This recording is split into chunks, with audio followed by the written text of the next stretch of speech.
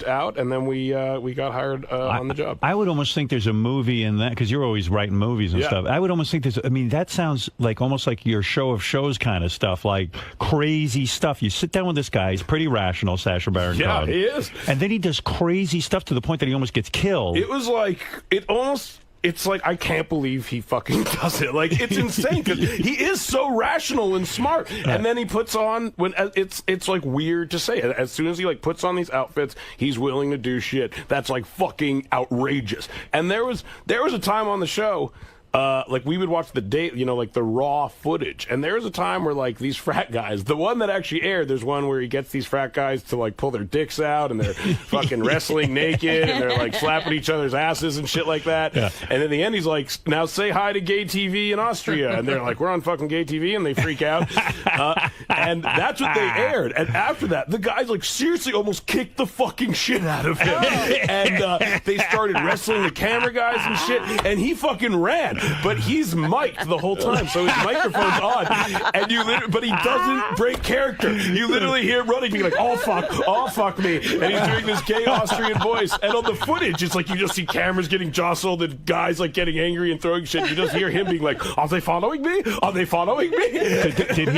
Did you help write the movies that he did? I've helped out. Yeah, like a couple days I've come in and just kind of pitch jokes and stuff like that. So when you're 22 years old and you apply for a job like that, you'd written Superbad by yourself, but no one even really can give you sort of feedback as to whether it's good or bad. Yeah. And so you went to college, right? No. You didn't. I didn't graduate high school. Yeah. It's unbelievable. Yeah. Was that your first job in show business, writing for Ali G Show?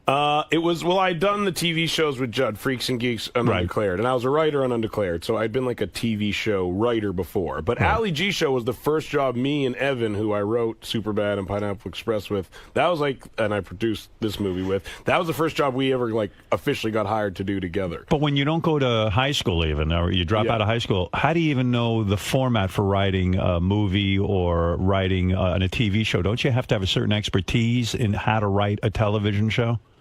Well, something like...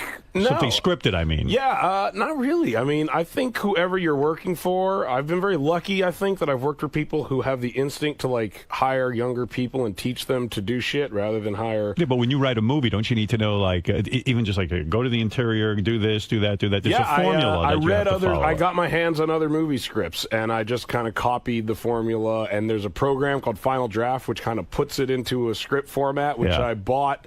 In high school, I went out and got it, and the guy who became your writing partner. I mean, here you are, a guy who smokes a tremendous amount of weed, who didn't graduate high school, and you're like, hey man, let's be television writers and get our own movies. Yeah, I mean, he has to be insane to team up with you. No, he was. I went to high school with him. We started writing together in high school. He was there with me the whole time. Beavis and Butthead, only it worked. Yeah, you guys kind of are Beavis and Butthead. The fact that it fucking worked is bananas, and I bet people who look at us and like the people who grew up with us and see that like somehow we became the ones who were able to do what they wanted is probably the most frustrating thing in the entire world. Did he graduate high school? He did, because he stayed in college, and he graduated from college. So he's like the brains of the outfit. Yeah, I guess not. If you met him, you might say otherwise. I make him look very unprofessional. What was the first thing you wrote together? Superbad? Yeah, we started writing Superbad like in high school. Yeah, that's what we would do instead of fucking... Did your parents think you were a douche for, like, writing Superbad and thinking that it could be something? Yeah, spending all your time in the room writing. No, my parents actually were very supportive, and his parents thought we were fucking assholes and would actually, like, tell us to go outside and play. Like, literally, like it was 1963. Like, it was the weirdest thing ever. And I make fun of them constantly to this day, his parents, for being so unsupportive, so grossly unsupportive of us. I realize you're like a real sort of connected guy emotionally, because you're able to be friends with guys and really maintain friendships. Like I'm not that way. I have a hard time with that kind of stuff. Really? Yeah. So when I watch your movie, even I was watching the movie and I realized from other interviews that this movie about a guy having cancer is actually your real friend. Yeah. And you actually were friendly with him, and you said to him, hey, let's write a movie about cancer and what you do when somebody gets it. And I got to tell you, I was like, I don't want to watch this movie. I'm going to bail out after 20 minutes. 'Cause I don't want to see a fucking comedy based on cancer. And I don't know how many tickets this thing will sell, but it's fucking excellent movie. Thank you so much. And this is your best role, I think. Oh, thank you very much. I really, truly believe that. Thanks, man. I really appreciate that. It's great. I mean, and then you seem to ad-lib through a lot of the movie, because when there's one scene where a dog starts licking the other dog's balls, and you go, whoa, look at that, he's licking his balls. Yeah, I did. My wife turned to me and go, that can't be in the script. No, that would be the most weirdly well-trained dog ever. He will lick your dog's balls on cue. You're incredibly comfortable on camera, aren't you? I mean, to the point that you do a lot of ad-libbing, huh? Yeah, I mean, and that was, I mean, again, like you said, it's a small movie, and I think that gave me some, and I was one of the producers on it. Like, me and Evan were literally the bosses on the set, generally speaking, which was fucking horrifying. But it kind of gave us permission to do whatever we wanted, and the director was really great, and the writer's really great. And are you high when you make the movies? Sometimes. Yeah. Do you pick your spots, or do you... You know, I can get high for this scene, or, you know, I got to be really straight for this scene. I'll generally isolate 2 or 3 scenes that I think I probably should get high for, and then I'll generally go out the window. We'll do one take of it. I'll be like, I got this. Let's go to the trailer. Can people tell when you're high or not, or they don't really have a... I don't know. Watching the movie, do I seem high? No, but you seem incredibly relaxed. Okay, well, then that's how it comes across. And you're having a lot of fun, it seems like. I am. I definitely am having a lot of fun. Now, I think it was wise of you not to take the lead role. Me too. Yeah, I mean, you could have easily put your ego there and said, hey, I'm a pretty big star now, and I'm going to be the guy with the cancer. Instead, you were the friend. Yeah, I just didn't, it would have been, I don't know. I feel like you wouldn't have sympathized with me that much if I had cancer. When you brought this film around for people to see, so that, you know, the script, so that you could get financing. Yeah. Did they say to you, hey, Seth, you got a great career going, we think you're brilliant, but fuck you, we're not putting a dime into your cancer movie? No, they actually... were receptive? They were receptive because we approached it wisely, I think. I think because we didn't try to make like a big, huge, fucking expensive version of it. That would have been really... that would have been ridiculous. That would have been, horrible idea. Right. But because we decided, let's just make it kind of on the smaller side, and if it turns out good, then it'll, like, come out like a normal movie. And what happens? You don't get paid... I guess you get a lot of money for a film now. I mean, you can get, what's your quote, $5 million? $10 million? No, it depends on the size of the movie, but somewhere between those 2 numbers. Between $5 and $10 million.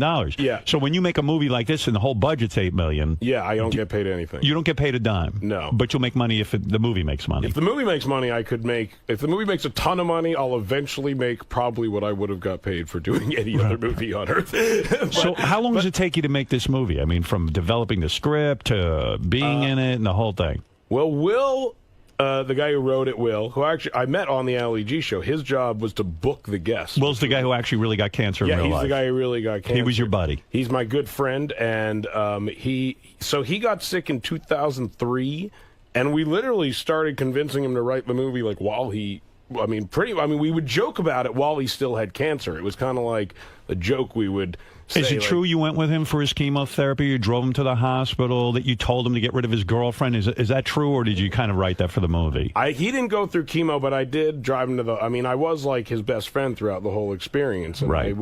I would drive him... Yeah, I would drive him to the hospital. I mean, he could drive in real life. We kind of changed... We changed a lot of stuff for the movie. At one point... have to do that for the movie. Yes. At some points in your life, you were becoming a very big star. Did you say, why the fuck am I hanging around with this guy with cancer? And why am I driving him to the hospital? No, I was not at all. Right. If he had cancer today, I would have completely abandoned him. But at the time, I had nothing else going on. So I figured, he did it at the right time. Exactly. I love in the movie career that the guy with cancer gets burned by his girlfriend, for example. Was that a true thing, or is that something you guys embellished for the film? That we embellished for the movie. But what was true is, like, even though he had cancer, he would probably complain about his fucked up girl situation more than the cancer is what was real. And we wanted to show that. Like, I think is when people have something like that happen, like, they almost focus more on other shitty shit in their lives. Was it true you guys would go out to bars and say, hey, he's got cancer, and then get pussy? I actually met my fiance at a bar with Will while he still had cancer. And because you guys used it to meet chicks. I mean, I don't think it... I didn't specifically say like my friend Will has cancer, but I didn't shy away from it as a subject of conversation, and I can't help but think it made me look interesting and sympathetic in some way. There was a scene in the movie where you guys go to a bar and it appears that the two girls that you're picking up are really losing interest in you, and then when he says he has cancer, they get sympathetic and they do bang you guys. Exactly. Yeah. Right. So it can be used to get laid. It can be used to get laid. It did never specifically happen like that, but I literally asked my girlfriend to this day, like, seriously though, like, you don't think you liked me because I was there with a guy with cancer and like I was his friend and I was making jokes about it? Is it true that the girl you're with now, is she your fiance? Yes. Yeah. Is it true that she really felt sympathetic toward you because you were hanging around with a guy with cancer? It made you look like a good guy. I think the answer is yes. I can't help but think the answer must be yes because I'm not that good a guy. Is that the meaning behind the movie, that guys can get pussy? Even if you have cancer? Well, not only if you have cancer, but cancer is good. And exactly. And any kind of thing that makes you look human is good for getting pussy. Yes, exactly. On the pussy scale of things, cancer isn't going to hurt you. Do you think the reason you're so relatable is because you really have boiled life down to pot and pussy? I mean, seriously. I mean, like, you love pot. You love getting high. Yeah. And I think people relate to that. Yeah. And you also love pussy. Yeah, I talk about it. I love talking about it more than I mean. I think I funnel more. I think I funnel so much sexual energy into talking about it. When it's time to actually have sex, I've spent it all. I'm still amazed. You see, I think you're a really good guy, and I'll tell you why. A, you have male friends that you stick by and you would do things for, even though you're a big star. And also, I like you laughing.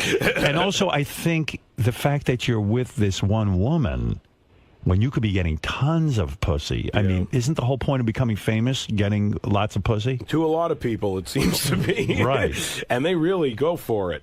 Yeah, they do. Yeah, I mean, that was never why I did it. God bless those guys. Right. There's a lot of guys getting a lot of pussy out there. I mean, Stamos has been getting pussy his whole life. He's a super good-looking guy, John Stamos.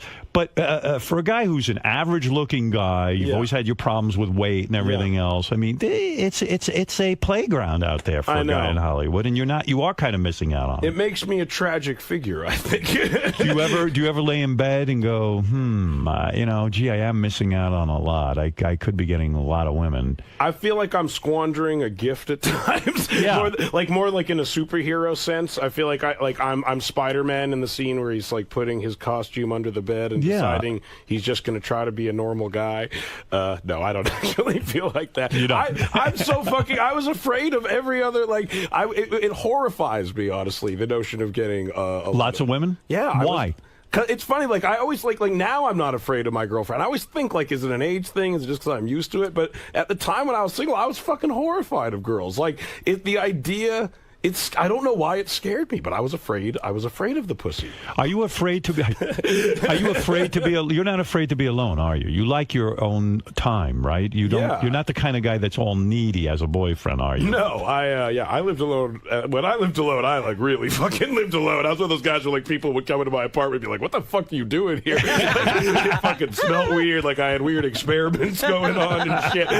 It was always like painted different colors. Yeah, you're not an exercise kind of guy, so you'd probably spend time indoors mostly. A lot of time in a very dark, holed up. I picture you as a young man, like when you didn't have a girlfriend, sitting there by yourself, smoking tons of weed, having like a lot of bongs and all kinds of paraphernalia, making weird contraptions just for weed. Yeah, and then you also would sit there, I guess, and write and watch TV and eat junk food, right? Yeah, I would eat a lot of junk food. I smoked a lot of cigarettes back then, which was not cool, conducive to a healthy lifestyle. Right. I drank alone quite a bit. It's very dark. It sounded very sad. It wasn't dark though. It was hilarious. I literally. And I picture you as like almost like the show Friends, but the anti-Friends. Like, would people drop by and just get disgusted with you? They would. Literally, people. And I didn't have air conditioning, and I lived in L.A. and it was so fucking gross. And I would smoke inside all day, so like it was like a hot, stinky little fucking room. Like people would walk in and gag. Yeah, and they would just assume I was clearly jacking off everywhere. Like I clearly had it like. like contained it to one. Like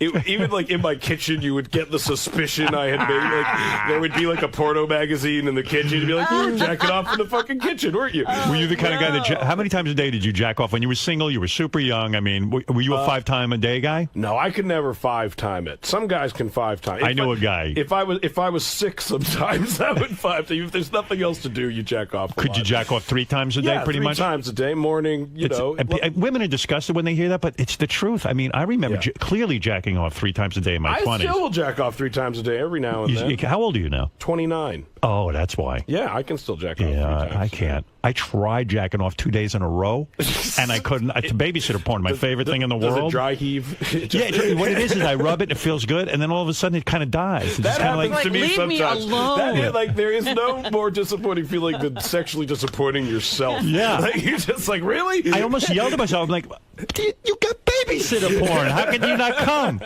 Do you have a special kind of porn that you like? I've been I like a lot of different kinds of porn, I'll be honest. That's because you're 29. I've been into the kind of like reality-seeming porn these days. Really? They call it amateur porn. They call it amateur. And I have a nagging suspicion it's like wrestling, and I'm like buying into it, and it's all fucking bullshit, and they're all actors, and they're pretending. But much like wrestling, I will allow myself to buy into it and be like, it's crazy. They're just fucking these strange dudes they've never met before. This guy's just standing on the street waiting to buy some smoke, so they pick him up and fuck him. Are you talking about the porn that I think I know what you're talking about? These girls come for an audition, and then the guy goes, "Well, you got to blow me if you want to get work." I've seen that, and I'm also talking about the porn where like teams of girls are seemingly let out on the street, loose like a pack of horny fucking animals, to find some poor guy with a little dick, generally speaking, and then they fuck the shit out of him. I like that for some reason. You buy into amateur porn as long as the guy has a little dick. When you start seeing this big dick, it ruins it. Their pubic hair is the first thing that makes me suspicious, because it's like they all have really trimmed pubic hair. You look at it, you're like, what are the odds all these guys fucking trim their pubes? But then they have a little dick every now and then, and you're like, he has to be real. This guy wouldn't be like pursuing He's not a porn star. But part of me thinks they're so smart, they like sprinkle in the little dicked guys every now and then to keep the fucking thing alive. Like in wrestling, it's like the equivalent of like when they would cut their foreheads. Like just when you would think it was bullshit, they would like show blood, and you're like, oh, it's fucking real. You don't jack off to magazines, do you? I don't anymore. I have probably, every now and then, if I have to be really sneaky about it or something like that. But it's hard. It's hard to jack off. I use my iPad now. Oh yeah, I can get porn on my iPhone and my BlackBerry. I can watch pornography. You have an iPhone and a BlackBerry. I have an iPad and a BlackBerry. But I can download porn onto my BlackBerry, which I have. That's a very small screen. But why download it? I mean, doesn't that take up a lot of room? It can, and then it's on there. But don't you feel terrible like planning ahead for jacking off? I do, literally. Like I was doing it the other day. I had like an hour to kill, and I was like, I'll download like 6 porn movies onto my phone, and this way, when I'm horny later, I won't have to take the time to find one. And you feel disgusted with yourself. I actually felt very fortuitous. Really, I feel gross. I mean, I'm like, oh shit, I'm actually thinking ahead for my masturbation, and it's weird too because you're in a relationship. You can get laid all you want. Does your girlfriend travel a lot? No, but sometimes she doesn't want to do it, right? No girl wants to fuck as much as any guy. I know, and you got to realize that if you're in a relationship, because at some point you can get really angry and go, I want to fuck, how come she doesn't? Yeah. But then if you get rational, you go, you know what? I just want to fuck more than she does. That's right. And so I grapple with that all the time. So you can masturbate in the morning and have sex later in the day. Yeah, I can. But I always think and I know the best strategy is don't bug her a lot. Like just let it happen. Yeah. And I but then it doesn't happen. Fucking do it. And then just if it does, it's and 10 minutes later, I'm like, come on, what? Let's do it. What's the deal? And I know it's a bad strategy. I know I shouldn't bug her about it. I know for a fact I should just let it. I know, but but then you could end up waiting days. Like that's my fear. I said to my wife, I said, come on, let's take a shower together. And she's like, no. Yeah. I go, no, I think we should. And then I act all disappointed the rest of the day. I know, and then I feel like a fucking idiot too. And that's what then I act disappointed, and then maybe she'll want to have sex with me, and then I feel like it's fucking charity pity sex, which I still take, but I'm not. It's not as exciting as when it's good. Regular. Do you ever occasionally feel like saying, hey, wait a second, I'm Seth Rogen? Or sometimes I'm even like, hey, I'm famous. A lot of women want to have sex with me. I was joking about a system recently where, like, anytime another girl tries to have sex with me, I get, like, 1 credit for sex that I could then use on my girlfriend. So I could then say, like, I had, like, 10 girls try to fuck me today, so you owe me 10 fucking credits that I can cash in at any time. However, if that was real, I would get dumped in 2 fucking seconds. Do you ever think to yourself, like, after you make, like, when you showed this movie to your girlfriend, everything was all done, and I guess you go to a premiere or some screening or something. Yeah. Do you think she's going to fuck you, like, right after the movie because you're, like, so good in it? And then if she doesn't, you feel like a jerk? I've never actually equated those 2 things. I think I'm usually so filled with shame after I see the first cut of the movie that I don't want to do it. Are you happy with this movie? I'm very happy. You should be. I think it's Bryce Dallas Howard, by the way, looks very good. She's great. Yeah. Very attractive. She's very attractive. I think she had a nose job. Do you? Yeah, I do. I don't know. Did. I was watching The Village the other day, and she looks very pretty. I don't know. She looks way more beautiful than ever. Maybe it's a good director. I don't know. Lighting. I would credit the director. Did you direct You didn't direct a film. No, this guy John Levine, who directed a movie called The Whackness, directed. Oh yeah, right. He did a real good job with this film. Yeah, he's great. He's 50-50. I was saying to my wife, it's too bad it's called 50-50. I don't know if the name is good enough for this movie. It's hard to name a fucking cancer comedy, man. It's a toughie. I read you were going to name it My Friend Has Cancer or something. All right, no, the first title was I'm With Cancer, which it makes us laugh, but it's a potentially repellent title. Right. You want people to see the movie. You want people to see the movie. So we eventually realized benign was better than repellent. So we went with benign over repellent. Yeah, benign is good. Benign's fine. In fact, I couldn't figure out what the name of the movie was at first. Yeah, exactly. Is it one of those movies that opens wide, or does it open in small release? No, it's opening as wide as it's opening. Right. But it's opening pretty wide. It's opening everywhere. It's on like 2,500 screens or something. And when you make a movie for $8 million nowadays, I mean, I don't know what that means, but it seems like a low amount of money. It means there's not going to be a lot of explosions or car chases. Exactly. But there's so much waste goes into movies, like it's fucking ridiculous. Yeah. Like the day-to-day shooting is almost it's like the amount of food and trailers and fucking bullshit that goes around the movie. The actual shooting of the movie is almost no different. When you're sitting there and you're a hot actor and you could be getting some big movies, well, you're a hot actor. I mean, you're getting big parts.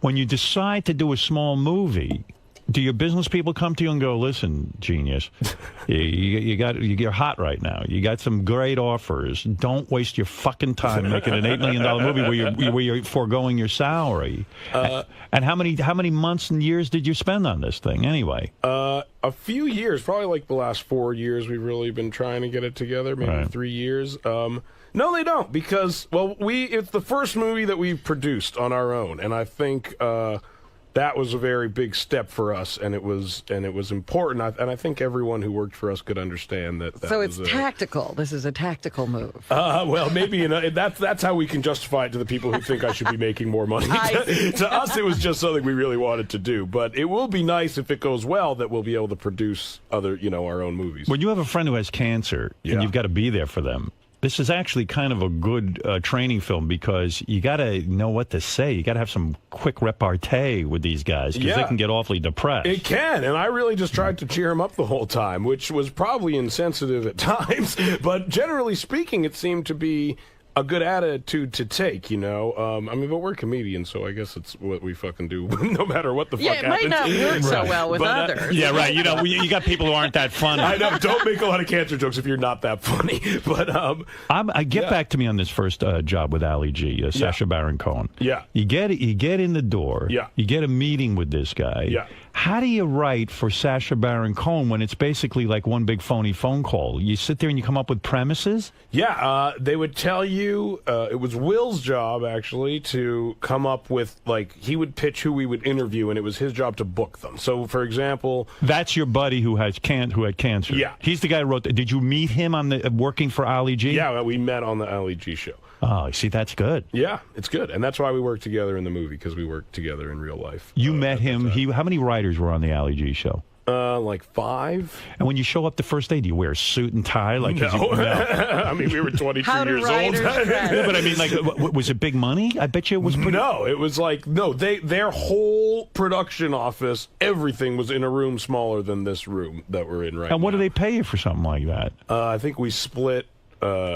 we split like $1,200 a week, maybe. So wow. I guess we got $600 a week each. And Evan had to hire visa lawyers to get the job, so he actually lost like 10 grand working on that show, I think. But yeah, so you'll be told, for example, like, okay, tomorrow we're interviewing a fucking plastic surgeon or something like that. Right. So then you'll start writing questions. It is really hard. It's as hard as you would think it is, because you have to kind of predict what the person might say. So you know what character he's going to use, whether it's Ali G or one of his other characters. So like Bruno's interviewing a plastic surgeon. So, a funny... Or we did a thing where he interviews a psychic, which they later did in the movie also. Right. So...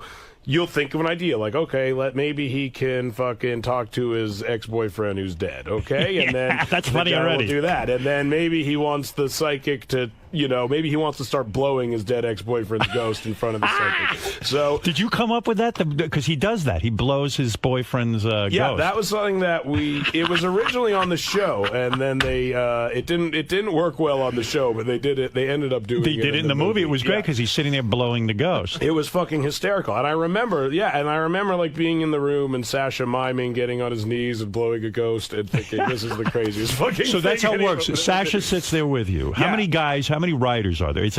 Are there any women who work on this, or is this a guy's mentality? No, there was some women who were producers. All the writers were guys, though. So I could see that, though. It's a very guy thing. Yeah, and they were all British guys except for me and Evan. So it was like the original guys, like the director, James Bobbin, and Sasha and Jamie and Ant. They were like the British guys. But when you're a writer on a show, how important is it for you to bond with these guys? Is it all business, or do you have to like form a whole comfort zone with them? Because pitching an idea in front of a bunch of people is really scary. It is, and you have to. It helps if you get along with them, and I do. And we did get along, all of them. Did Sasha ever criticize or ridicule you guys for making a dumb idea, or would he allow all of that to happen?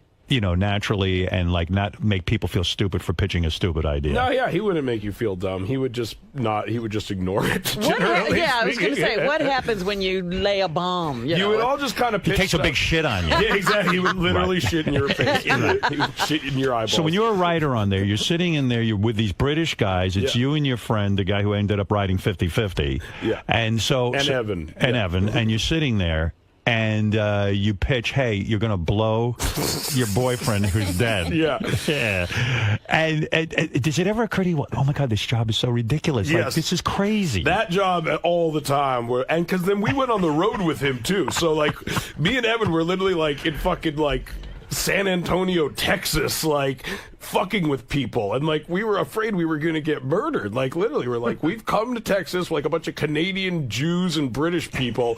We're fucking going to San Antonio with the goal to like fuck with them and make them feel stupid. Right. Like, this is like the most dangerous thing you could possibly be doing. It really is dangerous. Yeah, it really is. There are times I think about Sasha and what he does. Is he stopping all that now because of the danger factor? He's made sort of enough money, and he's kind of like, you know what? I'm not going back out and doing that anymore. I don't know. You speak to him. I mean, no, but I don't know if he plans on doing more of like that type of stuff or not. He's getting a lot of mainstream work. I know he just made like a movie that's like a real movie, narrative movie. How long did you do that job for? It didn't last that long. I think it altogether lasted like 6 months or something. And that comes about from giving him the script to Superbad and saying, this is what me and my friend wrote. Or wrote. maybe his agents. I mean, I honestly don't even know if he had read Superbad. Like, we could have just been like one of 10 names that was submitted, and he met with a bunch of guys. And who was the person that believed in you so much that when you were some schlub who dropped out of high school that took you on as a client and represented you and thought your work was so good? Well, Judd Apatow really helped out a lot in that department. The guy. I mean, he's like, I got agents because he helped me get them, and like I got on the TV show because he put me on it. I mean, he's an incredible recognizer of talent, isn't he? Like Lorne Michaels is an incredible recognizer of talent. Yeah, I totally agree. I think they're very similar in that way, and it's really amazing, and I really do owe him a lot. Were you on Saturday Night Live this weekend? I was, just the other night. It was one sketch? Yeah, I was just in the opening monologue. Have you ever hosted the show? Yeah, twice. twice. You have coasted it twice. Yeah. I haven't been really watching it that much. That's what's funny. When you do it, it's like you get so stressed out, and it's like the center of the universe, and then afterwards you realize nobody watched it. People are like, where have you been the last week? I was like, I was doing fucking Saturday Night Live. Like, oh. So you were promoting 50-50 by going on Saturday Night Live, or you just did it for fun? Well, the idea is that it probably would help with 50-50 in some way, but it is really fun for me, too. And you were on with the great Steve Martin? Yeah. And who else? Alec Baldwin? Alec Baldwin also, yeah. What was the sketch? The sketch was that Alec Baldwin, this time, actually broke Steve Martin's record for the most times hosting. And so the joke is Steve Martin comes out and says that he wants him to take a drug test because he wants to make sure he wasn't using performance-enhancing drugs. And then he says he's hired a drug expert to conduct the test, and then I came out as the drug expert. They give you that script to do? They say to you, we have an idea for you, Seth. We want you to be the guy who does this, this, and this, and the other thing. Yeah,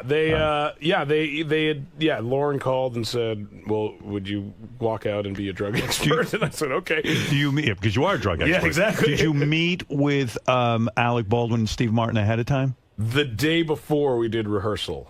You do a whole rehearsal with them. Are you intimidated by them at all? Yes, incredibly. I would think so. Especially Steve Martin. I mean, to me, he's like one of the funniest people of all time. Does Steve acknowledge your body of work? Does he say yes? He did. It was amazing. Right. It was one of the fucking craziest things that's ever happened. He literally sat in my dressing room and talked to me for like hours. It was fucking crazy, man. No kidding. Yeah. Was it an interesting conversation? Did you learn anything from this conversation? I did. I talked about how I was nervous, and he kind of went through some things that were that made him nervous throughout his career. I mean, it was really, really interesting. It was a real conversation. It was a real conversation. Real bonding time. I don't know if he'll necessarily recall that it happened in a week from now, but to me it was very significant, and I'll take what I can fucking get. Because I wasn't expecting it at all. Honestly, I was more than happy to just like fucking be around him. And he literally just like was like, mind if I sit here? And it was we talked for hours. It was fucking crazy. Do you get nervous doing something live because to me,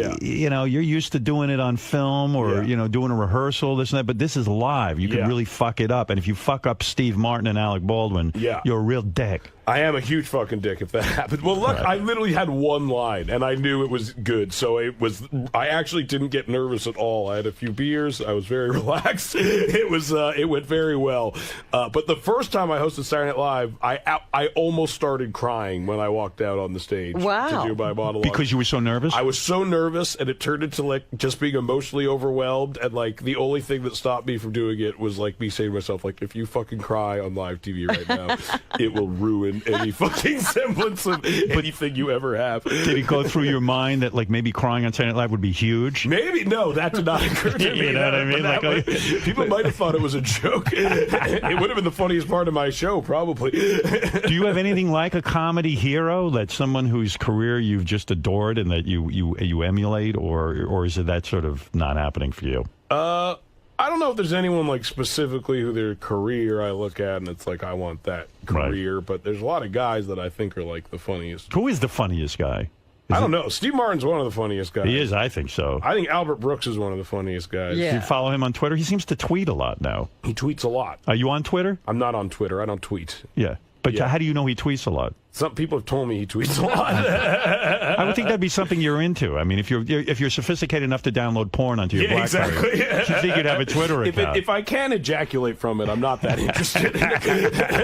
Albert Brooks doesn't say anything sexy. That's the problem. Exactly. It's nothing I can use. And what is going on with your weight now? It seems like for Green Hornet, you got super thin. Yeah. And now it seems I've evened out.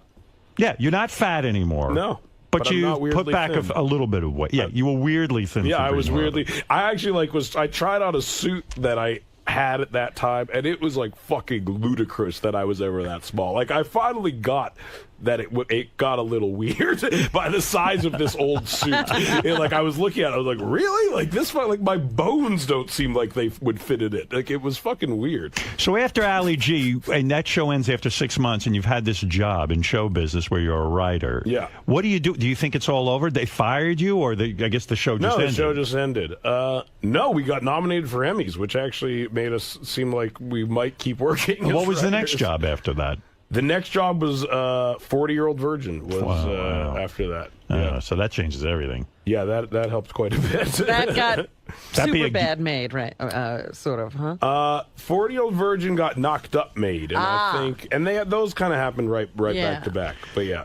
Kevin Smith, the director, credits you for getting his career back in line because I guess he had stopped smoking pot, and you sat him down and said, "What are you, fucking crazy? You should be smoking pot. That opens you up creatively." It was not that deliberate. And he took your advice, and before you knew it, his career felt like it was flourishing again. So he says he has you to thank for opening up his career through marijuana. Well, that is very nice of him. And you really think the marijuana is...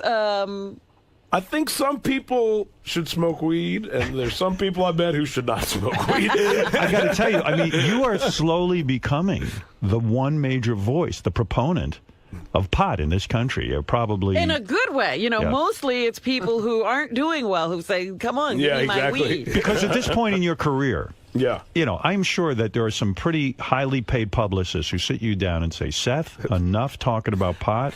I'm sure my publicist is laughing his fucking ass off at the thought of that right now, hearing that. No, they don't give a shit. I don't think they don't say anything. I mean, because they all know it's fucking bullshit. Like, they don't, like, it's fucking so stupid that pot's illegal, and it's like, I've stopped subscribing to it. Well, you know what I mean? People in the old axiom was that people in show business do not want to do business with people who openly do drugs because, you know, they have to get financing for a movie, and we can't depend on people who do drugs, and it's better to keep that stuff very quiet. So even if the publicists are doing it, they'd be the first to say to you, would you shut your fucking mouth? Right? I can't believe you haven't gotten that lecture at least once. No, you know what's funny is when I was promoting Green Hornet, the only time it's come close to it is when I was promoting Green Hornet, Sony asked me to not tell too many weed stories. And I said, I don't think I'm capable of doing that. That's all I want to talk about. Exactly. Like, it's kind of my only fucking thing that I can talk about. Are you still smoking a ton of weed, or have you calmed down with that? No, I still smoke weed. You smoke a ton of weed? Quite a bit, yeah. Did you smoke this morning before you came in? No. You didn't? It's too early. Well, it's too early. But what I have time realized, do you smoke? Yeah, hopefully it's before the Today Show.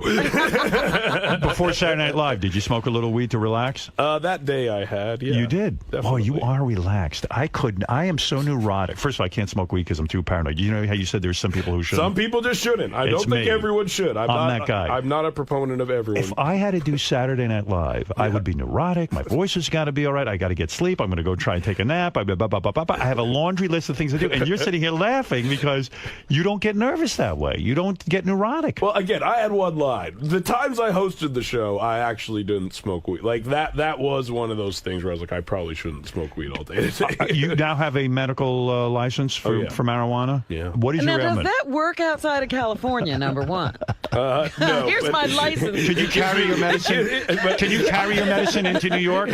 No, but I figure I could get one good plea ignorance out of it at least. I figure like one good bust. Yeah, well, I've never been busted. What's crazy is like all I think is like the amount of weed I smoke versus the amount of other stupid fucking people who are famous who have got caught with weed. It's like mind-boggling. It is mind-boggling. I've never been caught with shit.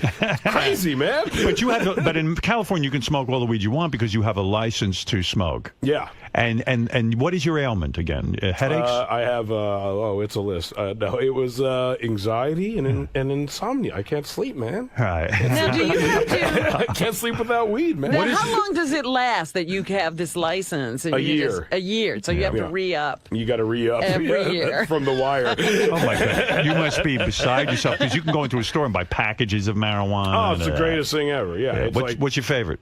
There's a lot of. I like the Kush family of marijuanas. Right. There is a Pineapple Express weed now, which did not exist before the movie, so I feel an obligation to buy it just to make sure the quality is good. And marijuana hasn't fully cured you yet of all your ailments? Yeah. No, I'm getting close. You're thinking you might need to get another subscription. I think I might need to get another prescription. Okay, right. Yeah, I get you. I'm getting close, though. Tell me about. I got to ask you about this. By the way, we're here to celebrate the movie 50/50, which I've seen and I love, and I'm not saying in a Jay Leno kind of bullshit way. I'm telling you the truth. If I didn't love it, I would just say, hey, I didn't see the movie. Thank you so much. I'm telling you, I saw it, and it's fucking killer. I need to tell you that in all honesty, there's a scene in Private Parts where you make jokes about your wife having a miscarriage. And honestly, like that scene I saw, what year did that movie come out? Like 12 years ago. Something. Yeah, like 95? I must have been 97. Like, yeah, I mean, so I was like 15 years old when I saw that That's movie. who the movie was made for. And I was doing stand-up comedy. And honestly, like that moment, like really influenced me as a comedian. And I think is one of the reasons I even thought it was a good idea to make a movie like this. Oh, that's cool. Yeah, because it's such an unusual, thank you for that, because it's not your typical movie. People don't make comedies about cancer. In fact, those ideas usually die when you go, hey, let's make a movie about this because it's kind of funny. And then you go, wait, it's about cancer. Fuck you. I'm not going to make it. Exactly. But I literally remember watching that and like, I mean, in the movie, it's such a, like, it's the moment where you're fucking let your honesty, lead your creativity and everyone responds to it. And I think, like, I really connected to that. And I still think about it all the time. And I honestly think it's one of the reasons that we even thought it would be a good idea for Will to write this movie. In a weird way, I kind of think that this is such a helpful movie because if anyone does suffer from a disease, not just cancer, I think it would make healthy people sort of look at that and go, you know what? It might be a nice thing for me not to be so caught up in myself and maybe help someone out, and I might actually be great to do. Well, maybe it would help you because you actually were talking about, what was her name? The woman who just died of breast cancer. I don't know. She was the daughter of the vice president, Eleanor Mondale. No. And you said you called her and you kept trying to ask about her disease, and she just wanted to talk. No, she didn't want to. No one really wants to confide in me when they have a disease. In fact, I just called another friend of mine who just got cancer, and I called up to for him to confide in me, and he just was like, goodbye. That was the end of it. They don't want to confide. You want to know what? I must send out the vibe that like I'm really not going to get too. That's why I admire you, honestly, because you did get involved.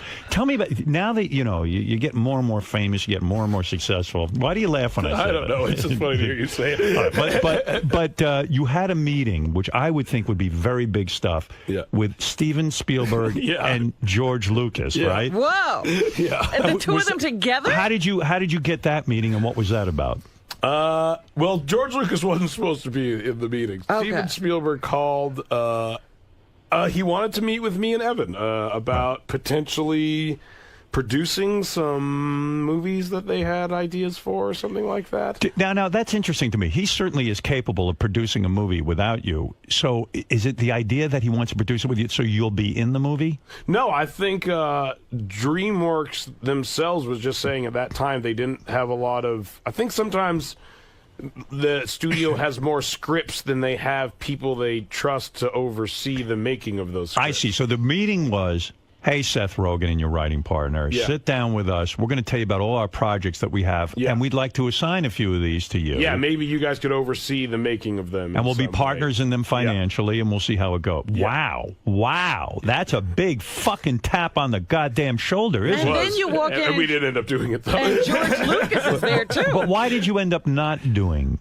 In all honesty, we just didn't respond to any of the ideas that much. Do you get high before a meeting like that? Probably. You probably did. That's how relaxed you are about this. My new rule of thought, like, I'll admit to smoking weed all the time, but I'll never admit to being stoned. That's how I realized I could keep this going forever. Because it would be insulting to Steven Spielberg that you showed up for the meeting high. If he asked me if I was stoned, I'd say, of course not. But if he says you smoke weed all the time, I'd be like, oh, yeah, of course. So you're probably high now, but you're not admitting it. Probably. Right. Okay. That's what I thought. So you did smoke. You did smoke before this interview. No, I did not. What did George Lucas add to this meeting? So wait a second. So you are stoned now, or you're not stoned? I'm not stoned right now. He just smoked. So that means you are. All right. So then the meeting, the reason it got weird because George Lucas has weird ideas. He does, yeah.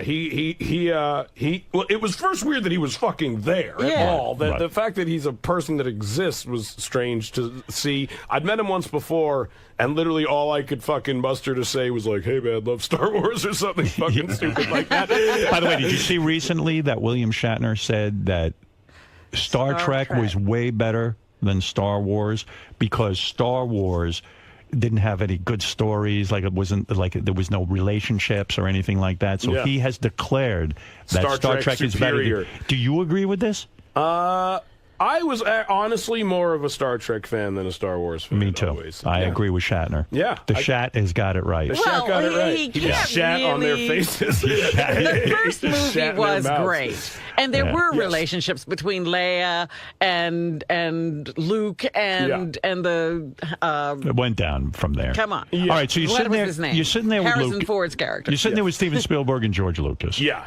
And very surreal. So Lucas starts talking about some weird shit. He starts talking about how he, from my perspective, it seemed completely genuine. I cannot iterate that enough. Completely without a shred of irony. Okay. That he thought the world was going to end in the year 2012. Right. He does believe this. And he went on to explain in great detail how the world is going to end. It's a shifting of tectonic plates or some fucking thing, and the fucking poles are going to switch or some shit like that. And I made a joke like, oh, good thing the Skywalker Ranch is on the other side of the fault line. And he was like, it is a good thing that the fucking Skywalker Ranch is on the other side of the fault line. But you know, it's incredible because when you're in Hollywood, you hear some weird shit. Like I was watching the X Factor. Paula Abdul believes she can see ghosts. You know, are you fucking serious? Yeah. She started saying, hey, this is very serious stuff. Some crazy girl comes out and starts saying, you take enough pills, you can see fucking ghosts. I can see ghosts. And everybody else wants to make a joke about it. And Paula's like, I understand what she's talking about. No, she's a weirdo. But so George Lucas says this to you, and you're taken aback, I guess, because not only are you high. You see, this is what does Steven Spielberg do? But you can't go into a meeting high because if I start hearing that, I'll be like totally fucked up. Yeah, I think I probably started laughing. I could keep my shit together. But what does Spielberg do while he's saying this? Spielberg can't agree. I feel like he was kind of rolling his eyes, like, I'm sorry, my fucking nerdy friend won't shut up. Like, I guess they're just guys after all. How does he bring that up? Even, I mean, that is a weird thing to bring up. How did he bring up? Like, honestly, that is what I'm trying to think, like, how did it even get to that? Like, I feel like he kind of, like, inorganically ushered the conversation into that direction. Like, yeah, you just don't bring that up on a whim. Yeah, like, unless the year 2012 somehow came up, like, oh, well, too bad the world's not going to exist anymore. Right, was there a project that existed for 2012 and he went like, shit, no one's going to get to see this? Yeah, unfortunately, that's not going to work. Right. I can't. We need you to make these films in 2011. Yeah, exactly. We have a hard out on all these movies. But then why do anything if the world's going to end in 2012? See, I'd rather be in a meeting with a guy who talks about smoking pot as opposed to the world is going to end in 2012. That would keep me from doing. If you said to me, I didn't do any projects with these guys because you're sitting there talking about the world ending in 2012. Yeah, exactly. And especially when you're stoned, it's a bummer, man. Yeah, it can really just confuse you. It's just a bummer thing to hear. Well, now the guy who got cancer in 50-50, the guy who the movie's about. Will. Yeah. He gets cancer on his spine. Yeah. Like it's like a weird thing, like the tumor is wrapping around his spine. Yeah. Was that what he really had in real life? Yeah, he actually had that in real life. The MRIs in the movie are his actual MRIs from real life. And he was a health freak, which is even more funny to me in the movie because you're such a fucking slacker eating shit and garbage throughout the movie. And the guy with the cancer is the health nut. Which seems to happen to a lot of people. I mean, he wasn't quite like that as much, but he was definitely healthier than I was. And he was the guy who won't even cross the street against the do not walk sign because he was so paranoid about it. He was really neurotic. I mean, comedically speaking, he was the funniest one of my friends who could have gotten cancer. Right. Because he dealt with it. I mean, like, it was like the last guy. Like, you figure, like, a lot of my friends, you'd be like, oh, he'd be able to deal with it. Like, he's not that neurotic. But he was the one where it's like, oh, no, not him. Like... Are you starting to now get tremendous amount of email and things from people with cancer who want you to hang out with them and be their friend? Cheer them up. There are people that like emotionally are opening up to me in a way that I never have had. I'm used to people telling me like their fucking drug stories and shit like that. Yeah. And now people are telling me their cancer stories. And this is a new side of you, my friend, because you are sensitive, it turns out. It turns out, I guess I am. At least I portray it in the movies. Yeah. Yeah. But it's not, I mean, it is, I'll be honest, it's like, it's not a conversation I'm generally ready for emotionally, because again, I am stoned most of the time. But I'm glad people like the movie enough that it inspires them to do that. I hope the movie does well. I really do. I think it's a really good movie. Thanks, man. And I mean, you hope it does well because you got your life tied up in it. I hope it does well because I just like the movie. Thanks, man. And I don't want my friend who have gotten cancer and we make a movie that fucking bombs out of it. The cancer dude is here with you, huh? He is here. The guy you met on Ollie G. He's also the ayahuasca guy. guy. Let me talk to him. Really? Yes. And this guy's fucking nuts. He's done ayahuasca like 17 times. 10 times he's done it. Oh, my God. That's crazy. He's done it 10 times. That's and he will actually claim amazing that, I mean, thing. Oh, there he is. It's Will. Hey, Will, how you doing, man? Hey, how's it going? Yeah, so that's great that Ali G hired both of you guys. You never would have met. You never would have. Your cancer would have been a big waste of time. Your cancer would have been a huge waste of time. I do think I did get cancer on that show. Yeah. I think we worked him so hard. Yeah, we thought he looked like shit as we were doing the show, and it was. So he calls you guys up whenever he's doing a movie, right? And he says, "Hey, let's get the team together and write some more funny shit," right? Will doesn't get the call. I don't get the call. I think he's afraid he's going to give me cancer again. So I don't think he wants me. Seth gets the call and you don't. I don't get the call. No. Oh, is that in fucking insulting? Well, he wasn't a writer. He was a producer. I was a producer. Oh, okay. Yeah. All right. Yeah. And even though he's now a writer, I don't know. Once Sasha sees the movie, maybe he'll get the call. I don't think he's seen it yet. So I only write jokes about cancer, though. when the doctor tells you have cancer and it's wrapped around your spine and you only have a 50-50 chance of living and all that, you thought you were going, right? Well, originally, my diagnosis was terminal. Wow. So he was misdiagnosed. I was misdiagnosed, so it was worse at first. When you get a terminal diagnosis, does it ever cross your mind, you know what I'm going to do? I'm going to go do something really fucking wrong. Because I'm dying anyway. Well, that was our joke. Yeah. Was we decided that there was no movie that depicted what we were going through, so we decided we would make a movie called The Fuck It List. Yeah, about guys who do heroin and fuck whores and murder people. But you know, most people who are terminal don't do that, but you think they would. I mean, in a sense, we're all terminal. We're all dying. We just don't know when. And yet, when you're told by a doctor you're terminal and you got a year to live or whatever it is, no one goes out and shoots 50 people. But a lot of times the doctors are wrong. Exactly. Well, in his case, they're wrong. Yeah, but you go shoot somebody and you live. I know. That would be terrible. Right. I'm surprised there aren't a bunch of cancer people going running around raping people, killing people, and doing all kinds of weird shit. I still have the energy before the radiation. You raped a few people. Cancer patients are just taking over the world. How many people did you really rape? He only raped 5 or 6. Did your girlfriend really dump you when you had cancer? No. That didn't happen. Yeah. No. Too bad. But he was in a lot of shitty relationships. I was in a lot of shitty relationships. And I did see a lot of people just bail on me when I was sick because they just were so freaked out by it they couldn't deal with it. Friends, family members. Yeah. Wow. And Seth was really that good a friend that he stuck with you, huh? Yeah. Look at this. Look at that, right? Wow, Seth. Do you want to fuck me now? I'll blow you. You can see how it works, though. That's it. Right? Wow. Yeah. How many years have you been cancer-free? 6 years. 6 years. Oh, so you're considered completely cured. I'm in remission. I got remission. 4. We asked Sanjay Gupta the other day. Yeah, I got 4 more years. 4 more years. And if you live 10 years, you're in full cure. Now I'm fully cured. That's it. Right now you're considered remiss. Remiss. He's remiss. He'd be remiss to say. I see. Yeah. Well, I mean, it's some great movie, and you wrote a great movie. You really did. What is it, Gary? He's the guy that took ayahuasca. Yeah, now Robin went into this fucking weird place, Guatemala or something. Peru, and lived in a hut, and took ayahuasca, and vomited and shit, and farted in front of her Indian guru. What, how did you do ayahuasca here in the United States? I did it in Canada. Oh, you did it in Canada. Yeah, because they do it up there, but I don't think that's authentic. Yeah, you got to go to Peru. Yeah, well, Do you ever think that's what caused your cancer? I took it after the cancer. You did. I took it 2 years ago and last year. I see. You did it again. I did it 9 times. Why? Yeah. Why? Yeah. It's like the greatest therapy. Oh my! I had it's like 30 years of therapy. It's rough.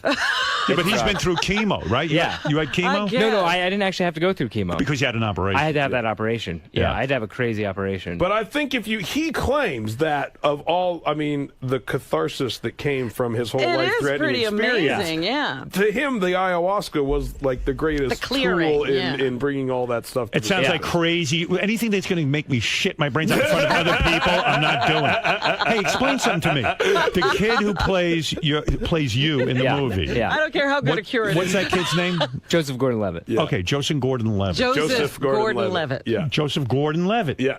You said Josen. Joseph Gordon-Levitt. That guy, he was second choice. You had an actor all lined up to play his part. Yeah. 2 days before you're about to start shooting a movie, the fucking guy who you hired flakes out on you. No, that's not what happened. Tell me. We actually had filmed 3 days with James McAvoy, and due to a family emergency that I'll let him explain if he ever wants to. Where is he? Who is He's at home. But I gotta say, like, it's completely understandable that he had to leave. Okay. And so he had to go back to the UK. So I'm taking it that when you say there was a family emergency, someone in his family got ill, maybe even got cancer. I don't know. I'm guessing. Something in that ilk happened. All right, somebody got ill. Yeah. And Can he take a week off? No, he had to go. But even a week, well, that was the question, is that he could have maybe come back. Of course. Our movie was such a small budget, we literally couldn't afford to wait. You couldn't wait. Were you flipping out, though? You'd shot 3 days already, the guy you had in mind? I mean, it's kind of hard in 2 seconds to go find a new lead. It was, but we did. We literally... How do you do that? You call... I mean, I got to give Joseph a lot of credit. Like, James left on a Thursday. I called Joe... The next day. The next day on Friday, and I literally just explained to him exactly what happened. How did James tell you he was leaving the movie? Like, how does he... I mean, hey, you guys, I got to leave the movie? Yeah. Yeah, then he got on a plane and went back to England. Yeah. I can't imagine what... Listen, let's say my parents were dying. I love my parents. They're nice people. And they're okay. He didn't stay for lunch either. But listen, I would have stayed for lunch. Even if my parents were dying, I could hack 3 or 4 days with them, and then I'd have to get back to work. You know what I mean? You're Jewish. Is that what it is? It is. We have a different work ethic. I see. Okay. Yeah, I'm like, work, man. Let's work. I know. I'm the same way. All right. You guys understand having to leave. Yeah. Like Fred left for some family we were emergency. I was just going furious. through this. That's yeah, right. we're still trying to figure out when you leave, how long you stay. The movie is called 50-50, Robin. It's very, very good. I know when you hear it's about some dude with cancer, but it's really funny and very entertaining, and I really do recommend it. It's terrific. Tom, you're on the air in Lewisburg, Pennsylvania. Hey, Howard. Thanks for picking me up. Yeah, I wanted to know, Seth, do you prefer vaporizer over bong?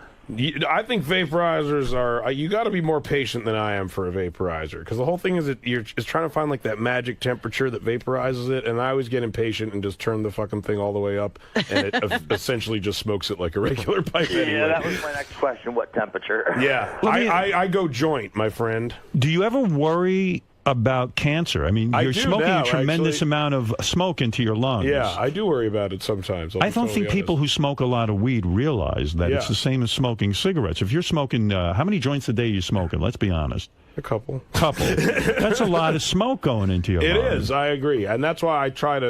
the vaporizer is something I think I should use more. Do you not like the pot brownie? No, those things fuck me up like...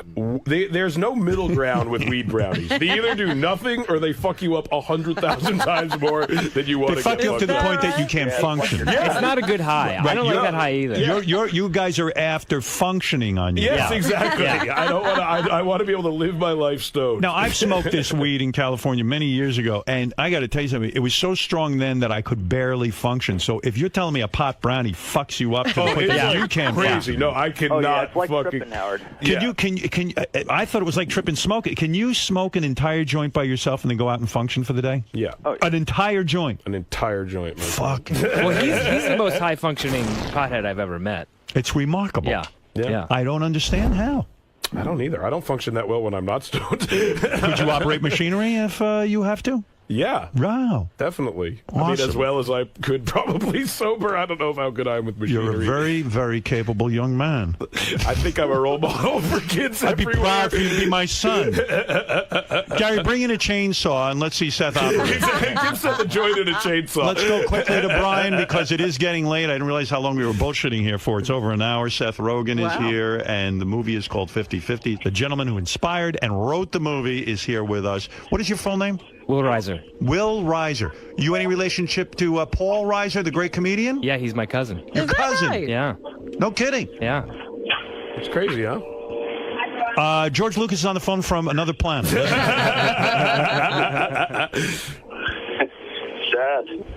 Yeah. I learned it from watching you, man.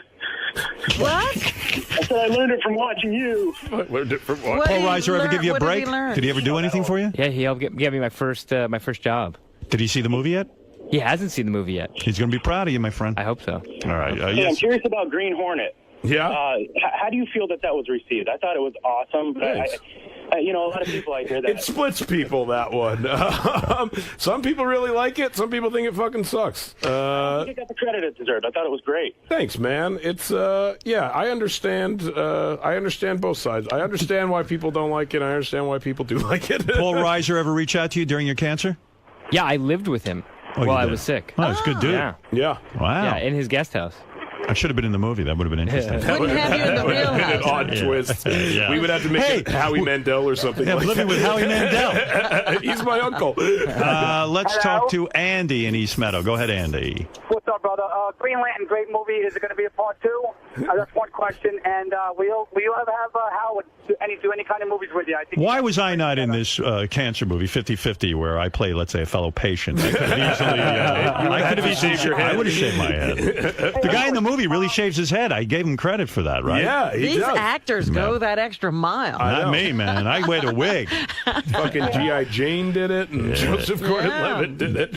Hey, Howard. G.I. Jane. Yo, Howard. I want to ask him, did he hear the interview on Wednesday? Huh? Did he hear the interview you had last Wednesday with that kid that knows him? Jonah? Kid you had on. Oh, no, I didn't hear it yet. He was really good. Yeah, I heard he was really funny. Yeah, what was he Great talking about? interview.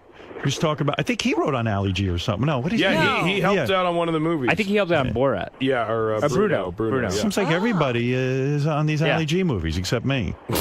We could get you in there. I want to make $600 a week and write Exactly. for that. Let's talk to 2 more people, and we'll let you guys out of here to go smoke weed. I'm sure you haven't smoked in an hour. You must be having a withdrawal. I'm kind of tweaking over here. Terry, go ahead.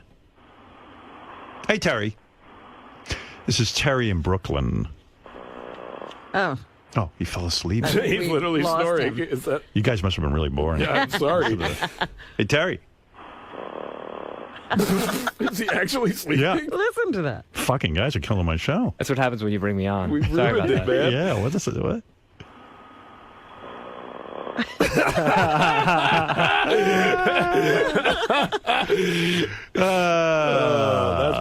Let's go to Pete. Pete, go ahead. Pete, Kishmi Antachzarit. Go ahead in Pittsburgh. Yes, Pete. Hey, Seth, I read this in a magazine. Are you actually a Jew who is pro-Palestine, that you feel they deserve more land, and you're actually anti-Israel? What type of Jew are you, that you're anti-Israel? I'm definitely the type of Jew that's never fucking talked about that in a magazine. I'll tell you that much. I stay away from that hornet's So you're nest, not that man. kind of Jew. I'm not that kind of Jew. I hope you're Jewish, or that's offensive. To What about say that kind of green? Jew. What about the Green Hornet goes to Israel? Yeah, exactly. Well, actually, in the magazine, the quote was, you said, Israelis are the unfunniest Jews in the world. They give us a bad name. I had said that? I read that. I think it was High Times, actually. Oh, well, Israelis are probably less funny than... Well, it's hard to be funny when you're constantly getting attacked. Yeah, exactly. Well, You really read into that statement. if that's how you interpreted that, you really fucking read into that. All right, one last question from Martin. Hey, Martin. Hey, Howard. There's 3 different studies that prove that show that smoking marijuana not only doesn't cause cancer, it actually prevents cancer. Boom! There you go. Seth will take that. He doesn't even shakalaka. care if it's real. Has your movie gotten any reviews yet? When does that start Lots of happening? reviews, yeah. Have the reviews been strong? Really good. Really good, yeah. I mean, I was blown out What by about it. test audiences? Did you go to any? Yeah, it tested really well. Yeah, tested like a 93 out of 100. Yeah, I bet your chicks dig it, too. They do like it, actually. My So wife it's a loved it. comedy you can take your girlfriend. Yes. You too, and I think if you're a guy, you have a much better chance of getting laid because you seem sensitive just by going to this There you movie. go. I agree. I think that's a good strategy. All right, one last one from Tommy, and then we'll let you guys out of here. And see the movie 50-50 opening Friday in theaters everywhere. Go ahead, Tommy. Hey, now, Seth, I love your laugh. You laugh like a retard. It is a joyous laugh. Like a retard. I don't know if Howard got some emails about Jonah. I called him Jonah the Joke Man Hill. He laughed at everything he said. I thought he sucked. I thought he was boring. You thought Jonah was boring? I thought he did a good job on the show. Yeah, great stories he shared with us. Do you think I suck? Am I better than Jonah? You're way better. Oh, see, you're the best guest ever. I'm going to tell Jonah you said that. Thank you very much. I feel that Seth's a very real guy. Yes, go ahead. They on MLB Network, Bob Costas has this show where he interviews. They had Brad Pitt and Jonah Hill and the real Billy Bean and the guy that wrote the book. And Brad Pitt just seems like a real douchebag.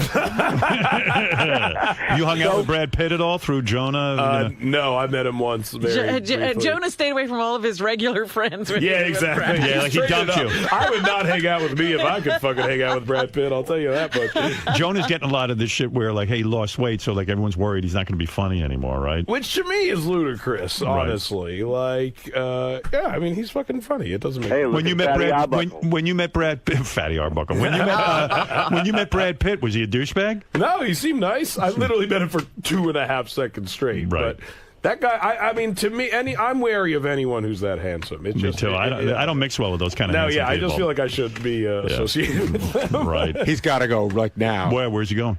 Today Show. That sounds like fun. Maybe I'll go with you guys. You should. And he's got to be there in 11 minutes. Oh, really? Wow. Oh, no one told me.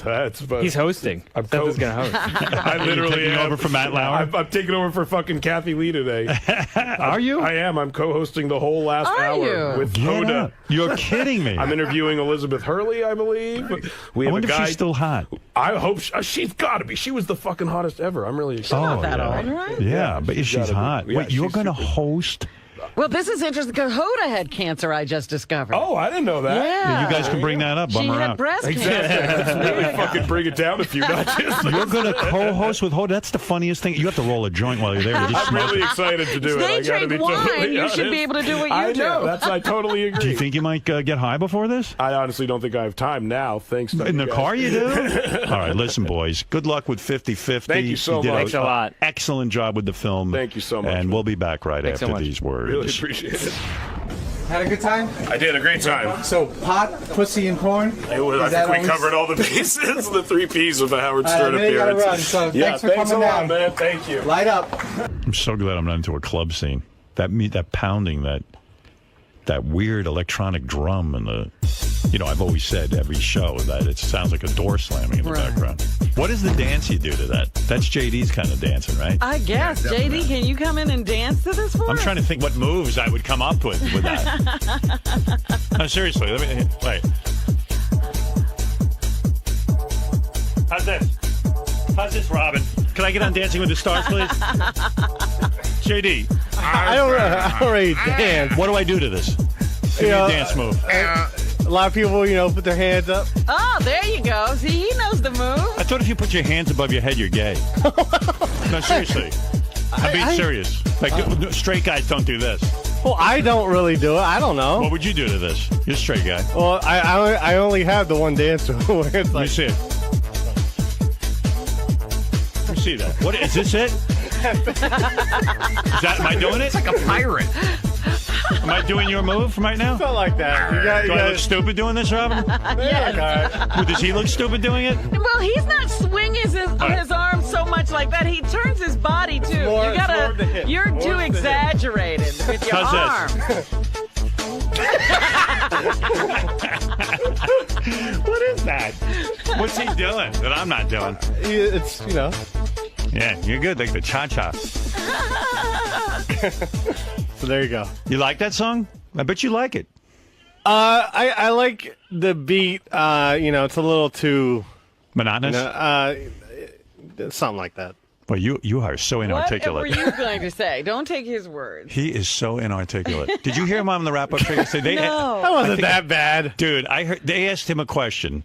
Right now, I don't even remember the question. Here, I'll play it for you. Here's JD. He's talking about who even knows what. Oh, taking responsibility for his office and keeping it clean because they were talking about you and all that. Did you understand Robin's attitude today towards her space? Well, no, she just didn't know what anything was or how I got there. Whatever. She seemed to be blaming other people for putting it there, whereas I take full, blame and everything in that office, pretty much. Responsibility. Yes, whatever. I mean, wow. He went to college. I mean, okay, Full Sail college, but he still went to college. Sorry. No, I feel bad for you because it must be difficult for you to communicate with people. Did you not talk in class? No, I wasn't much of a talker in class. Me too. No, we had to for the Could you imagine? for the final project, for the 35mm project, I had to go up and pitch my story, and it did not go well. Oh. I was the first one, too. Well, I just feel bad for you because I can imagine when you're in a social setting, it must be painful for you because it's hard for you to even communicate. Sometimes, like in big groups and parties. I wouldn't and want to be at a party stuck talking to you because it's like talking to like a retarded person. Oh, sorry. I mean, it's not. You don't have to be sorry. I mean, you have problems. Well, I'm just not very talkative. Yeah. Well, when you're sitting around with your friends, you can talk, right? You know what? He's good in email and on Twitter and stuff. He's kind of witty. Yeah? Yeah, like I read his stuff and I go, is that the same guy that I try to talk to? He's got a lot of good thoughts in there. You just can't get them out. Right? You're pretty good on Facebook. You should see what he writes about. He's good. Why don't you tell us something you would tweet? But he can't. When it comes to talking, he's weak. What do you do when you structure those tweets? Do you sit there and really think about them and then like type them out and then retype them? Sometimes. Yeah, I can see you retype them over and over before you actually put them not over and over, but yeah, he's kind of interesting, actually. Thank you. JD Harm on Twitter, everyone. Yeah. JD Harm on Twitter, everyone. Still not verified. What? Is that Klingon? Klaatu Baraktu Niktu. Klaatu Baraktu Niktu. I get that wrong. I'm a tongue-tied robot. My man. Yes? My man, JD. Yes? Has articulating your thoughts always been a tough issue for you, or is it just since you've been involved with the Howard Stern Show and the pressure? How many times have you sort of asked this question? I haven't asked this angle, though. This angle, all right. We've gone over what goes on inside your head, but I'm looking to the root of it. The root of it. Has this always been a problem for you for your entire life, throughout your entire life? Well, maybe. But think I've always been sort of trouble. I've always been sort of shy. Right. So, But have you always stuttered and stammered the way you do on the air sometimes? Did you do that when you're giving a book report or? No, I mean that's more just like me overthinking about being on the air and stuff. The magic of the studio is overwhelming at times. Just that, knowing like a lot of people are listening to what you say, and Right, and the way a stutterer can sometimes sing their way into, through a situation, they're always better at singing, and that's when they don't stutter. Is that why you like dance music so much? Is that the only time? That was the dumbest, combination of those two. When you hear those beats, trying to connect those dots, that was just like, whoa. When you hear those beats, are you fully realized and fully confident and fully? You're being idiotic. Is techno is that your melody that just is going on inside your head, but you can't get out? Still not, no. So you just dance it, dance it right out. I don't even dance. You hear that? Hey, John Lieberman's here with the headlines from the Howard 100 newsroom. Come on in, Johnny. Say hello, and let's get that whole thing going. I'm staring around at our new set. John Lieberman was hired because he's Jewish. Johnny, come on, man. How's things going for you? You getting accustomed to the people back there? Yeah, everything so far so good. Everybody hates me, so that's good. Oh, who's everyone? Are the people giving you attitude? Yeah, we're digging into things, Howard, so you get a little attitude when that happens. Who's on the enemies list? I don't want to throw anybody under the bus. Who is giving you a hard time back there? We went after Scott DePace a little bit yesterday. What happened there? Scott has had a criminal incident while he was in college having to do with selling booze to an undercover cop. Can't you just go to a liquor store and buy booze? Like how do you get busted? He's selling it out of his trunk. Scott, that's the dumbest fucking thing. I had a party. It's very standard in college. When you have a party and you have a keg, you ask for some money at the door so that you can cover the cost. Oh, I see. So you didn't try to sell a bottle of booze to it? No. So an undercover cop came in, and we charged him $5 to get in, and then we were arrested. Right, because it's like throwing an illegal club or something. Yeah, right? I got charged with running a speakeasy. Wow. Are you? So what happens with that? Are you caught up in a system? Do you have to go to court and do all that? Yeah, we had to go to court, and then I just remember I had a job at the racetrack, and the guy called me into the office, and he said, "Hey, you have to stop working here. You lied on the application. You said you weren't a felon." And apparently I was, because I had this on my record. Wow. That's so awful. You know, when you're in college, everyone does dumb shit. They don't know what they're doing. Well, that's part of the problem. Some dumb shit winds up sticking with you for the rest of your life. Were you a cocaine dealer in college? People have told me you go around bragging about that. That's bullcrap. Oh. Just looking to dig up some stuff. That's how you report. We're still digging as well, Howard, so we'll keep you updated on that. So DePace is angry with you for bringing that up. No, not true at all. He asked me about something totally different, and I answered all his questions truthfully. All right. Who else are you? Anybody else back there getting crazy with you? You know, no, everybody's been pretty good. Pretty good. Right. But we're going after whack packers. Nobody's immune. Right. You know that. Listen, you're Howard 100 News. I get it. What else you got in there? Our investigation has found Wendy the retard has had her disability benefits cut by 11%. Wow. Really? You see, Wendy doesn't make enough money to file a tax return, but until recently, the IRS had no idea she had been paid some money by the Stern Show for a sordid contest she was involved in. Geez. That's viewed as income. When the feds found out, her Social Security benefits were reduced and will be for at least the next year. She tells us she's worried she won't be able to scrape up enough money to buy shoes, kitty litter, and lottery tickets. Wow. Lottery tickets. Well, yeah, she's waiting for her ship to come in. She's been investing a lot of money in lottery tickets. She's just about to hit. Well, you know, the thing of it is... It's complicated. Well, now what do we do? You can't give help her anything. That's the thing. I was all prepared to help her, but we can't. Because that'll make her benefits go down even more. I don't know if I should get started. This Wendy the retard needs money, and we got to explain to her why we can't give it to her. I know. Oh, my God. Because we're the reason she needs money now. I think Wendy the retard's real sweet, but I've made her promise 50 times that never to call me again for money. I gave her like $1,000 one time and just said, no more calling me for money. I promise. And now her disability's been cut as a result. Wendy. Yeah? You promised me like 20 times. I know, but I have a lot of shit I got to get done and I don't have that much to do with. What? I got to get me clothes. I don't have a good pair of shoes. I need shoes. I need socks. I need... You know, do you really need shoes and socks? I mean, wouldn't it be better you just didn't have any and you just walked around? Stay in. I need to get a game system for my little nephew Alex because he's driving me up the wall. Well, that's it. That's your problem. I'm not getting game systems for him. But wait a minute. Wendy, we heard that your disability has been cut. Yes. Because you got money from us. Yeah. So if I give you money, your disability is going to get cut. It's going to be cut some more. Well, I'm just saying I need shoes and I need clothes. You're not thinking long term. I don't have hardly any clothes to wear. You know what we ought to do with her? We ought to get her like couture clothes, like Chanel. Like Chanel, and have her come in here and do a fashion show.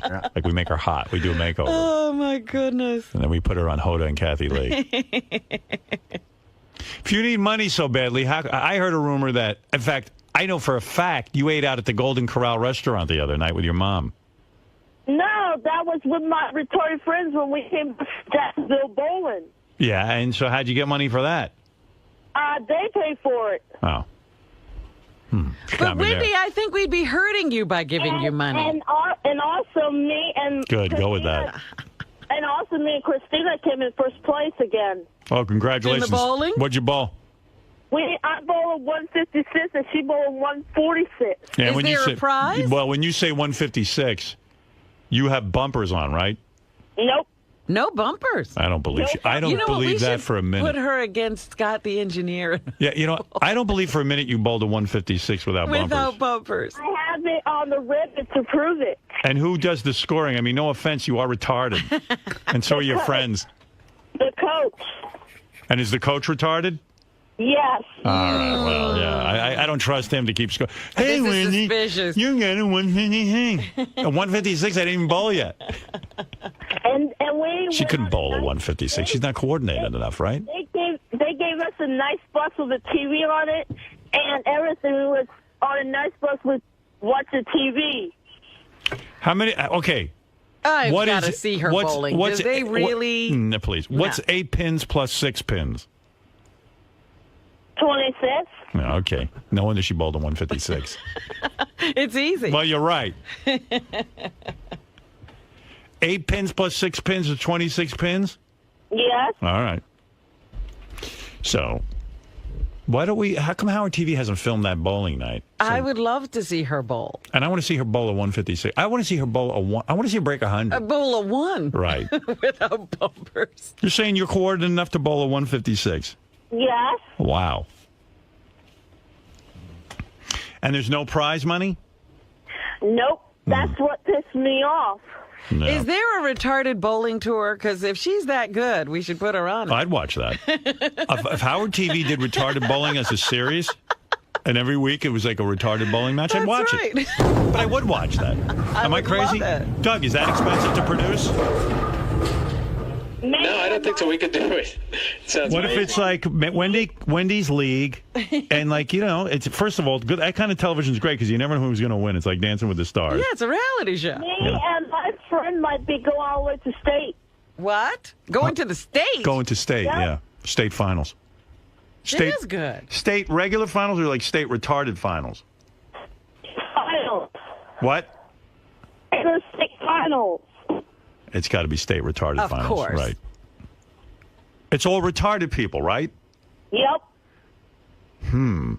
But that's a TV show. I don't care what anybody says. Maybe it's wrong, but it's a great TV show. I would watch retarded people bowl all day. And their interactions, and then we set it up like Dancing with the Stars. Like we have our own Tom Bergeron and Kate, whatever her name is, the girl. Blake Burke. Blake Burke. I'm so glad we don't know her name. What is her name? Brooke Burke. Whatever. Charvet, I should know. Brooke Bark Charvet. We got to get somebody with 3 names. Brooke Bark Larvae we'll have. Wow. Doug, you want to do it? You're the executive producer. You can okay a series like that. Yeah, I think, how about we start, I send someone down there to shoot it. Maybe we send Scott down to coach her. Yeah, but nobody goofing on. No, nobody goofing. Like, just cover the event. I'd watch that. And the final should be whoever is the best gets to bowl against Scott. Right. Well, you know what? As long as Wendy's in it, I'd watch it all day. Well, Wendy's pretty good. She's going to the state. What's the most amount of pins you've knocked down at one time, Wendy? Like 30? I knocked down 10, almost all the pins. Last Saturday, I got about 3 strikes and 9 spares. Well, she does know. Like I thought she'd say like 30 pins or something. She did seem to know there's 10 pins. And strikes and spares. Right. I'd watch that. Am I crazy? I would love it. But it shouldn't be abbreviated. It should be like, like the old bowling shows. Like, okay, Wendy's getting up. She needs 9 pins. Wendy's eating her opponent. Wendy's eating her opponent's foot. Let's go. I don't know that that's regulation. And you missed it last Saturday. You missed it. I accidentally dropped my bowling ball on my foot. Oh, my goodness. What'd she say? She accidentally dropped the bowling ball on her foot. Right now, Wendy just dropped the ball on her foot. So there's going to be a delay in game. Look at this. Wendy is picking her ass with her middle finger. That's against regulations. Wendy's smelling her finger now, and now she's putting it in her vagina. All right, we're going to have to delay of game. Coach is coming over to speak to Wendy. This will take a minute. Let's take a break now for a commercial word while our sponsor has a few things to say, and then we'll get back here and see if Wendy can't get back to the bowling. Wendy, may I ask, why are you picking your vagina during the game? Because I'm bored. What? Excuse me? I'm bored. Because she has a bad phone connection. I think so. Yeah. By the way, our bowling is sponsored by Planned Parenthood. If you find out that your child is retarded, maybe it's time to go visit Planned Parenthood and consult a counselor. All right.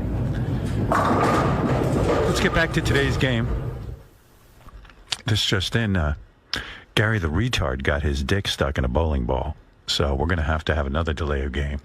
Did I mention this show is sponsored by Planned Parenthood?